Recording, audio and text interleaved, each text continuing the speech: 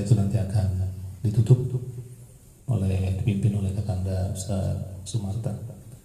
Langsung saja kepada Ustaz Muhammadun Al-Hamid kami persilahkan.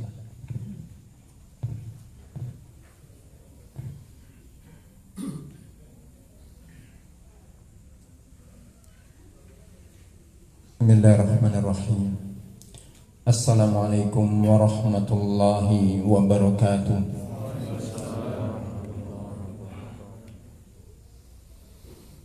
Alhamdulillahirabbil alamin. Wassalatu wassalamu ala asyrafil anbiya'i wal mursalin. Muhammadinil amin, imamil muttaqin wa qaidil mujahidin, wa ala alihi wa ashabihi wa man da'a bida'watihi wa sara ala nahjihi ila yaumiddin. Amma ba'du, faqad qala Allahu azza wa jalla, minal mu'minina rijalun sadaqu ma ahadullaha alaihi, faminhum man qada nahbah wa minhum man yantadir wa ma baddalu tabdila. Ma'asyiral muslimin wal muslimat, para bapak, para ibu, ikhwati wa akhwati fillah. Pertama, kita wajib bersyukur kepada Allah SWT, di mana kita masih diberikan kesempatan oleh Allah SWT untuk memperbanyak amal-amal saleh, untuk memperbanyak ketaatan-ketaatan kita kepada Allah SWT. Mudah-mudahan kita termasuk hamba yang pandai bersyukur kepada Allah SWT dengan mengoptimalkan seluruh potensi waktu tenaga kita untuk berbuat ibadah kepada Allah SWT. Kemudian kedua, dari jamaah semuanya tentu hadir di sini untuk mendoakan rahimahullah Ustaz kita Dr. Ahzami rahimahullahu rahmatan wasi'ah wa adkhalahu fi jannati. Kemudian yang ketiga, kita memohonkan kepada Allah SWT untuk keluarga besarnya, istrinya, anak-anaknya, menantunya, ipar-iparnya, adik-adiknya. Kita doakan semuanya agar supaya Allah SWT memberikan kesabaran atas musibah ini, dan Allah SWT berikan kepada mereka keridhaan untuk menerima qadar dari Allah SWT, ketentuan Allah SWT. Dengan inilah kita akan bisa bangkit kembali, kita akan bisa terus mengikuti jejak-jejak beliau di dalam mendakwahkan agama Allah SWT dan di dalam menebarkan kebaikan-kebaikan di tengah-tengah masyarakat.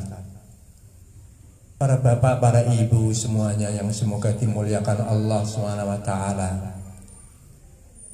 kita sering sekali mendengar berita kematian, kita sering sekali menyaksikan kematian. Kehidupan dan kematian adalah sebuah keniscayaan. Kita sering mendengarkan, bahkan kita kadang-kadang menyaksikan langsung, mungkin saudara kita, tetangga kita, tapi kita bisa merasakan sendiri bahwasanya kematian itu tidak sama. Sama-sama mati mereka, dipanggil kembali kepada Allah SWT, tapi beda kematian seseorang dengan seseorang yang lain. Jadi kematian itu sendiri ada tingkat-tingkatnya, meskipun mereka sesama orang yang beriman kepada Allah Subhanahu wa taala. Kita rasakan dengan dipanggilnya Ustaz kita oleh Allah Subhanahu wa taala, dan kita rasakan, kita buka langsung di media kita, sosial kita, di HP kita, masih saja orang-orang yang pada mengenang, bergetar di hati umat manusia dari luar dan dalam negeri. Ya, ini mudah-mudahan sebagai bentuk kesaksian dari umat manusia, hamba Allah yang lain menyaksikan bahwa beliau adalah orang yang baik. Masyarul muslimin yang dirahmati Allah Subhanahu wa taala. Ternyata kematian itu tidak lepas dari bentuk kehidupan. Mati dan hidupnya seseorang dalam kehidupan ini memiliki ikatan keterkaitan yang kuat.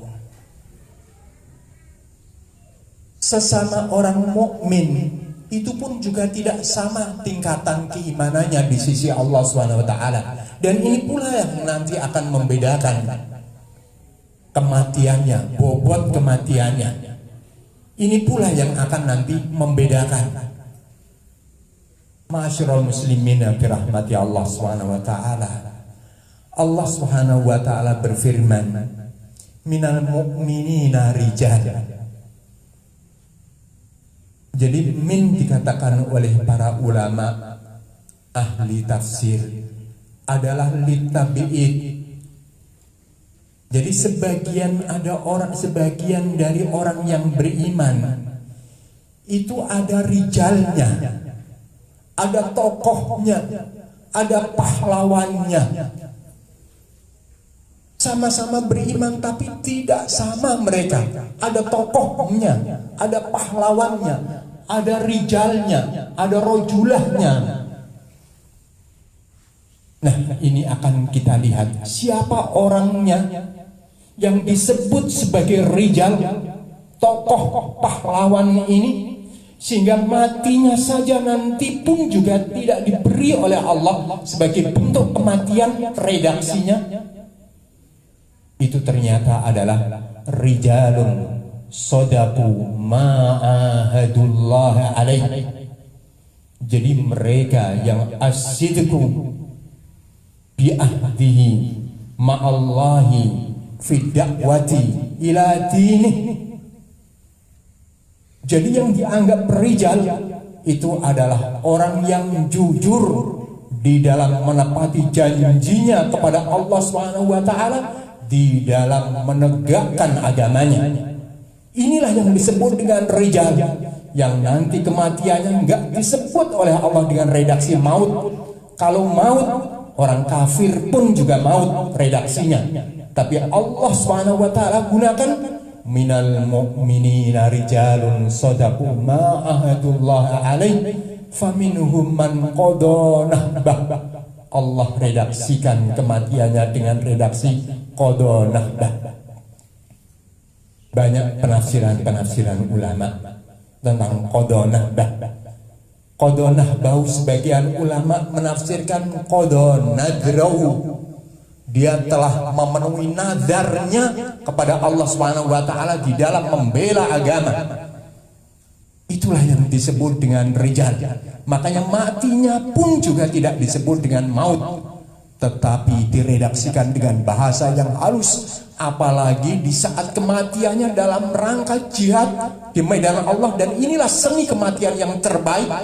Allah Subhanahu wa taala firmankan, wala taqulu liman yuqtalu fi sabilillahi amwat bal ahya. Jangan katakan orang yang gugur di jalan Allah Subhanahu wa taala, jangan katakan mereka mati. Bahkan diredaksikan oleh Allah, bal, akan tetapi mereka adalah hidup. Kita lihat guru kita. Kita saksikan guru kita. mulai pagi sudah duduk di depan santri, siang meneruskan perjuangannya, malam makanya meninggalkan, menggetarkan hati kita. Sampai ada orang yang tidak bisa tidur 2 hari, sedih ditinggalkan. Itulah seni kematian, saudaraku yang dirahmati Allah Subhanahu wa taala. Jadi kematian itu tergantung dengan kehidupan. Tapi kehidupan ini ditentukan sejauh mana dia membela agama Allah Subhanahu wa taala. Tidakkah kita lihat salah seorang sahabat ketika meninggal ini tidak cuma hanya menggoncangkan dunia, tapi arasnya Allah Subhanahu wa taala ikut bergoncang, bergetar dengan kematian salah seorang sahabat, Sa'ad bin Mu'adz. Ihtazza arsyur rahman bimauti Sa'ad ibn Mu'adz. Bergetar itu arasnya Allah Subhanahu wa taala dengan kematian Sa'ad bin Mu'adz. Kita lihat sejarahnya. Di saat Rasulullah sallallahu alaihi wasallam mengatakan kepada para sahabatnya, "Ashiru alayya ya ashabi." Kita lihat Rasulullah sallallahu alaihi wasallam sebenarnya ingin mengajak para sahabatnya keluar dari Madinah, mensongsong kedatangan pasukan Quraisy yang datang dari Mekah untuk memerangi Rasulullah bersama dengan sahabatnya. Rasulullah ingin mengajak keluar para sahabatnya keluar dari Madinah untuk menunggu, menjemput kedatangan para musuhnya di luar kota Madinah. Tapi Rasulullah Shallallahu Alaihi Wasallam tidak mengatakan, "Yuk kita keluar." Tapi Rasulullah Shallallahu Alaihi Wasallam menggunakan bahasa kiasan, bahasa sindiran. Karena Rasulullah Shallallahu Alaihi Wasallam sosok manusia yang menepati janjinya dalam Bai'atul Aqobah yang kedua. Rasulullah Shallallahu Alaihi Wasallam pernah mengikat perjanjian Bai'ah Aqobah. Isinya orang-orang Madinah akan siap membela Rasulullah Shallallahu Alaihi Wasallam di dalam kota Madinah. Di dalam kota Madinah, sebagaimana mereka membela anak-anaknya dan istri-istrinya. Tapi pembelaan Rasulullah dalam artian pembelaan Islam, agamanya Rasulullah, dilakukan di dalam kota Madinah. Makanya Rasulullah nggak mau, "Yuk kita keluar Madinah." Rasulullah tepati perjanjiannya. Tapi Rasulullah menginginkan sahabatnya itu keluar. Tapi Rasulullah dengan bahasa sindiran, "Ashiru alayya ya ashabi." Berikanlah pendapat kalian, wahai para sahabatku, tuh musuh sudah datang mau memerangi kami. Banyak sahabat yang menangkap keinginan Rasulullah Sallallahu Alaihi Wasallam. Sahabat Miqdad ibnul Aswad menjawab kepada Rasulullah Sallallahu Alaihi Wasallam dengan jawabannya yang terkenal. Termasuk di dalamnya adalah Sa'ad bin Mu'adz menangkap isyarah-isyarah Rasulullah untuk mengajak keluar. Rasulullah, kalau engkau seberangi lautan dan kau minta saya untuk seberangi lautan ini untuk menghadapi musuh-musuhmu, akan kami lakukan. Inilah kecerdasan Rasulullah, para sahabat Rasulullah untuk menangkap pesan-pesan yang dalam dari Rasulullah. Nah, ini dulunya ikhwati fillah, sahabat ini dulunya kalau kita lihat kisahnya, itu di saat masuk Islam, sebelum Rasulullah hijrah, keislamannya adalah di tangan Mus'ab ibnu Umair, keislamannya. Kemudian setelah beliau ini masuk Islam, kemudian akhirnya menutup hidupnya dengan membela agama Allah. Ternyata sebelum meninggal, beliau adalah da'inya Allah SWT. Beliau adalah pasukannya Allah SWT, sehingga mampu mengislamkan satu kabilahnya. kabilah Al-Ashhal atau Al-Ashhail namanya, satu kabilah. Beliau masuk Islam sebagai ketua sukunya, langsung Islam yang dibawa disebarluaskan di tengah-tengah kabilahnya. Masuk Islam mereka. Inilah yang membuat arasnya Allah Subhanahu wa taala bergetar saat beliau hidupnya dihabiskan untuk menegakkan agama Allah Subhanahu wa taala. Inilah yang perlu kita membuat seni kematian kita. Hidup kita gunakan untuk membela agama Allah Subhanahu wa taala sesuai dengan potensi yang kita miliki. Yang punya harta dengan hartanya, yang punya ilmu dengan ilmunya, yang punya ide cemerlang dengan ide cemerlangnya, yang punya tenaga dengan tenaganya. Paling tidak dia mengislamkan dirinya sendiri, mendakwahkan Islam kepada dirinya sendiri, mendakwahkan Islam di tengah-tengah keluarganya. Inilah yang akan membawa nama harumnya di tengah-tengah masyarakat.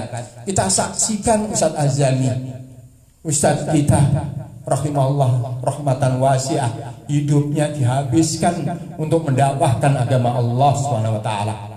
Tidak ada waktu yang beliau gunakan kecuali bernilai dakwah. Entah itu rihlahnya, semuanya bermuatan dakwah. Kesaksian-kesaksian inilah yang membuat masyarakat kehilangan. Itulah ternyata kematian tidak sama, ma'asyiral muslimin yang dirahmati Allah Subhanahu wa taala. Untuk itulah kita tetap harus tegak kembali untuk mengikuti jejak para ustadz kita. Disinilah nama kita itu akan dicatat pertama kali oleh Allah, dan Allah pun juga akan menggerakkan melalui para malaikatnya di hati umat Islam dengan kepergiannya. Ini yang pertama, ma'asyiral muslimin yang dirahmati Allah Subhanahu wa taala. Karena kebetulan saya satu kampung sama beliau. Sejak kecilnya memang kalau kita lihat selalu membahagiakan orang lain. Masa muda, masa yang masih belajar, mulai di SMP, sanawiyah. Kalau sore kita keluar bersama, pergi ke tambak, bantu perekonomian orang tua, bantu perekonomian adik-adiknya. Itu kehidupan beliau. Baru itu tinggalkan saat beliau tinggalkan kampung. Setelah itu beliau teruskan untuk membantu orang lain di dalam menerangi kehidupannya dengan agama Allah Subhanahu wa taala. Kedua, masyarakat muslimin, rijalnya seseorang, kepahlawanan seseorang, yang inilah akan yang menentukan bobot kematiannya. Sejauh mana aktivitasnya dengan kemasjidan.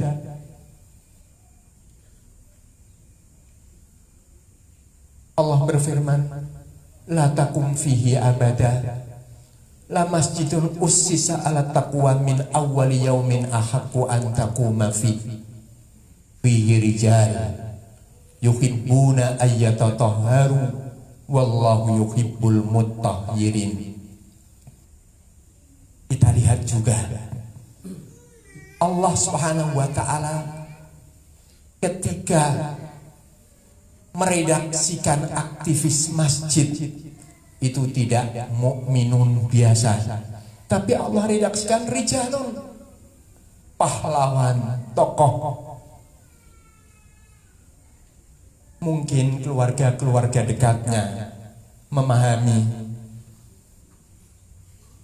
anak-anaknya saya yakin lebih tahu, apalagi istrinya. Di saat waktu sholat, coba watifillah, apalagi ketika libur, antum bisa bayangkan libur nasional, beliau tidak keluar sebelum duhur, atau pas minimal waktu duhur. Antum sering dengarkan beliau yang adzan sendiri, beliau yang qomat sendiri, beliau yang menjadi imam sendiri. Dan sekarang antum merasakan Di saat dengar azan pasti menangis. Di saat dengar imam sholat kayak beliau bukan aktivis masjid. Pernah sakit beliau, tapi enak sedikit bangun lagi. Inilah rijal, inilah pahlawan. Masjid adalah membentuk kepahlawanan seseorang. Makanya rata-rata ma'asyiral muslimin yang dirahmati Allah Subhanahu wa taala, pahlawan-pahlawan terdahulu itu rata-rata dibesarkan dari masjid. Nah, inilah yang mudah-mudahan kita tiru. Sementara sekarang kita rasakan sendiri. Beliau tetap terus menjaga dalam kondisi seperti ini meskipun juga banyak perbedaan. Mudah-mudahan ini sebagai saksi beliau adalah seorang muslim mukmin di sisi Allah Subhanahu wa taala. Wa idza ra'aita ar-rajula ya'tatul masjid wa fi riwayatin yartatul masjid fasyhadu lahu annahu mu'min. Jika Anda melihat orang yang membiasakan pergi ke masjid, mengikuti aktivitas kemasjidan, saksikanlah beliau adalah orang beriman. Makanya ulama-ulama terdahulu itu ketika mereka hatinya berat dengan masjid, maka mereka melihat apakah pada diri saya ini ada sifat kemunafikan. Makanya kita rasakan, saudaraku yang dirahmati Allah, sekarang banyak masjid yang ditutup. Orang yang biasa membiasakan masjid, berat hatinya sholat di rumah. Itulah saudaraku yang dirahmati Allah, mudah-mudahan kita termasuk pengikut para ustadz kita. Kemudian ma'asyiral muslimin yang dirahmati Allah Subhanahu wa taala. Yang ketiga, kepahlawanan seseorang adalah di saat dia meyakini betul akan bisa bertemu dengan Allah dan bertemu dengan akan janji-janjinya Allah Subhanahu wa taala. Faminhum man yantadir. Sebagian mereka ada yang menunggu-nunggu, jadi yakin mereka tidak pernah tinggalkan kesaksiannya, sumpah setianya, janjinya dengan Allah. Gak pernah berpikir, masih ditunggu sampai kapan saya meninggal di jalan Allah Subhanahu wa taala. Yakin akan bertemu dengan Allah dengan beristiqomah terus di jalan Allah Subhanahu wa taala. Tidak pernah dipalingkan dengan kepentingan yang lainnya. Makanya juga kata rijal di antaranya dikaitkan dengan tidak pernah diselewengkan dari kepentingan-kepentingan yang lain kecuali kepentingan agama. Rijalun la tulhihim tijaratun wala bai'un an dzikrillah. Rijal adalah yang tidak pernah dilalaikan oleh bisnisnya, tidak pernah dilalaikan dengan perdagangannya dari ingat kepada Allah Subhanahu wa taala. Jadi menganggap bahwasanya kehidupan yang sebenar-benarnya kehidupan itu adalah akhirat. Saya kemarin mendengarkan beliau mengatakan dalam kondisi seperti ini yang sudah dakwah itu adalah bagian daripada kehidupannya. Di saat tempat-tempat dakwah sekarang pada ditutup, beliau sudah berbicara tentang kenikmatan surga karena dakwah bagi mereka, bagi beliau adalah kehidupan. Maka beliau ingin bertemu dengan apa yang dijanjikan oleh Allah Subhanahu wa taala. Memang dakwah adalah dunianya. Di saat tidak ada dakwah, tidak ada tempatnya, maka yang dipikirkan adalah nikmatnya bertemu dengan Allah Subhanahu wa taala. Itulah saudara yang dirahmati Allah Subhanahu wa taala.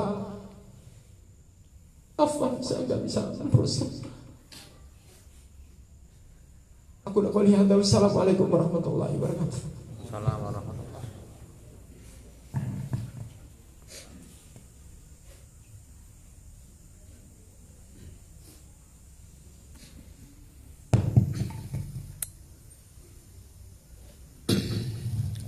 Jazakallah. Terima kasih kepada Ustaz Muhammadun Abdul Hamid. Para jamaah sekalian,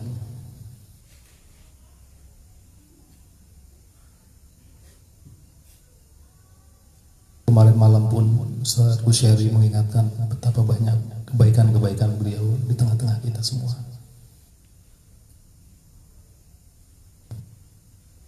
Kita keluarga hampir-hampir tidak percaya dengan takdir ini. Kita teringat ketika kematian Rasulullah SAW pun sahabat sekali berumar tidak yakin dan marah kepada orang yang mengatakan Rasulullah meninggal.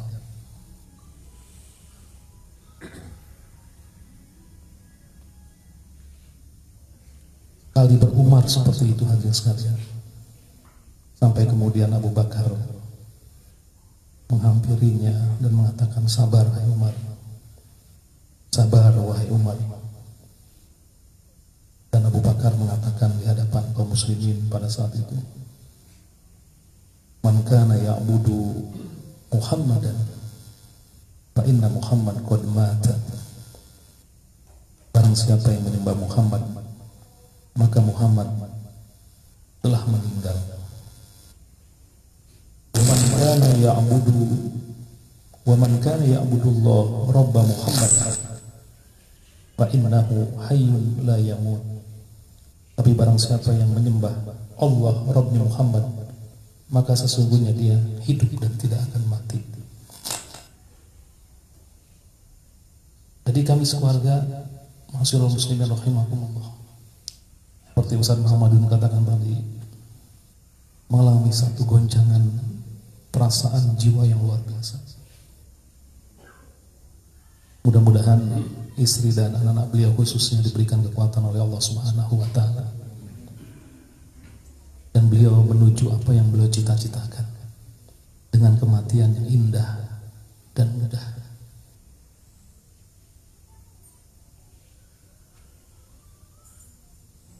Jumat kita masih berenang bersama dengan beliau, Bapak sekalian. Subuh beliau masih mengimami kita masjid, sholat subuh di masjid. Pulang beliau merasa agak menggigil, kemudian minta dipanggilkan Pak Abdurrahman untuk ditotok. Karena Pak Abdurrahman gak nyambung-nyambung, akhirnya saya jemput beliau. Ditotok, kemudian gak lama beliau muntah. Setelah itu kemudian 15 menit kemudian gak lama mengembuskan napas terakhir. Begitu mudah, sangat mudah.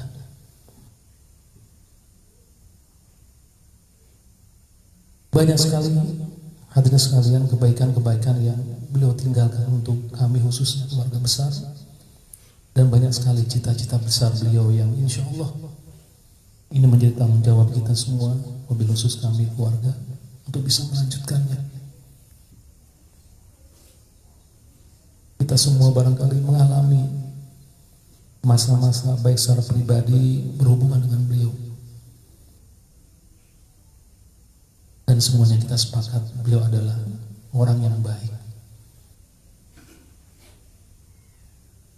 Rasa guncang perasaan kami sekeluarga adalah kalau tidak percaya begitu cepat, tapi inilah mungkin yang terbaik di sisi Allah Subhanahu wa Ta'ala. Oleh karena itu, atas nama keluarga besar, sekali lagi kami mengucapkan jazakumullah atas kehadiran para hadirin sekalian, dan insya Allah takziah ini kita akan laksanakan sampai malam ketiga, sampai besok malam.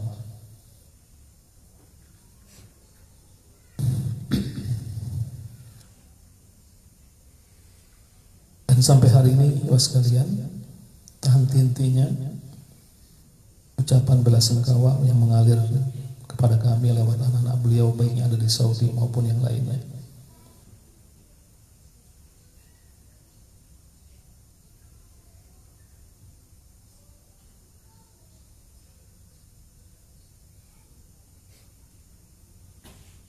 Doakan kami mudah-mudahan kita semua bisa melanjutkan cita-cita beliau. Pasti kita yakin ketika beliau dipanggil oleh Allah, banyak sekali pelajaran-pelajaran yang insya Allah bisa kita pelajari dari kepribadian beliau. Walaupun memang betul malam-malam ini adalah malam-malam yang sulit untuk kita tidur, susah sekali, selalu terbayang-bayang ya sekalian. Saudara-saudara mengalami itu semua, saya rasakan. Susah menghilangkan wajah beliau, kebaikan beliau, sapaan beliau, semua masih terngiang-ngiang.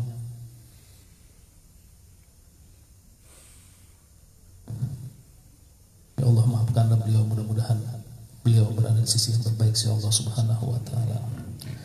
Baiklah, sebagai penutup acara kita pada malam hari ini, pada Kakanda Ustaz Sumatera